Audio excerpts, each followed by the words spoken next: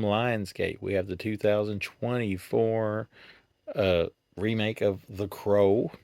And I'm going to go ahead and very unpopularly say up front that I think this movie is not half bad.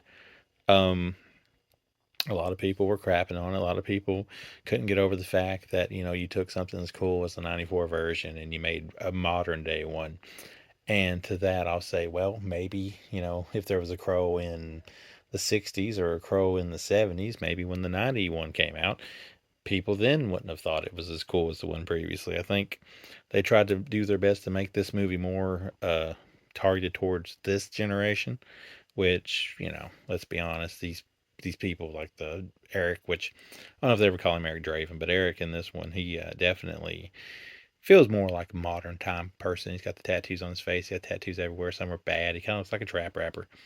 Um, but if you take the old Crow movie out of the equation and you just look at this for what it was, I thought it was okay. Is it flawed? Yes. But, and yeah, the characters kind of suck, I guess, in a way, because let's look at it this way. Eric here, who finds a girl that's on the run. She's in trouble. They escape this place together. Bad things happen to him, which, as you know, has to happen because it's a Crow movie. And when he comes back, it's it's a little different than the original one.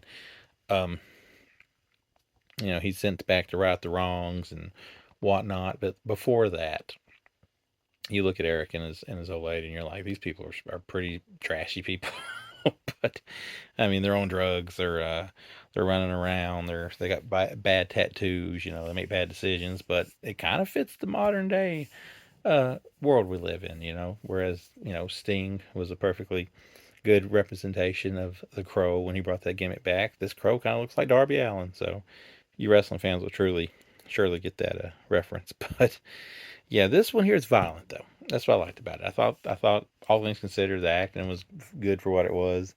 The plot may be a little hokey in some areas, but when you get down to the violence and the action and all that good stuff, I feel like it really pushed the thing over the limit.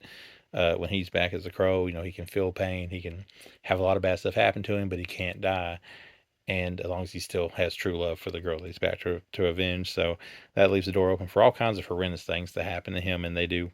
And he lives right through and he pushes through it. And then, of course, you get to the climax of the movie where it's very bloody, and he goes on a killing rampage of these bad guys. So, yes, the Crow is not perfect. The Crow's kind of got a bad rep having to climb up a hill right out the gate. But if you don't like the fact that we made The Crow, maybe you should be more offended at the fact they made some very bad sequels to The Crow back in the day.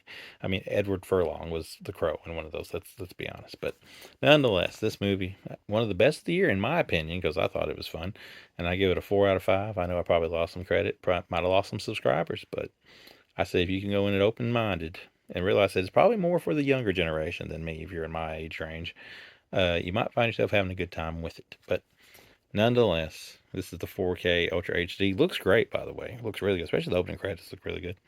Here is our main dude, Eric here. Old Skarsgård, Pennywise himself. You take the slip cover off. You get this right here. And you open it up, and you get the Blu-ray and the 4K. There's one of the representations of the tattoo that he's got on him. I think both of them are, actually. There's FK, formerly known as Twigs, or FKA Twigs. Apparently she's in several things. This is the first time I've seen her. She's okay. There's what you get. You get some making ofs, you get some theatrical trailers, you get some deleted scenes, tributes and whatnot. This movie, if you redeem your code and you get it on the old Voodoo or the Fandango at home, actually has the extras on there too. So yeah, The Crow, not as bad as some might say it is. 4 out of 5 for me.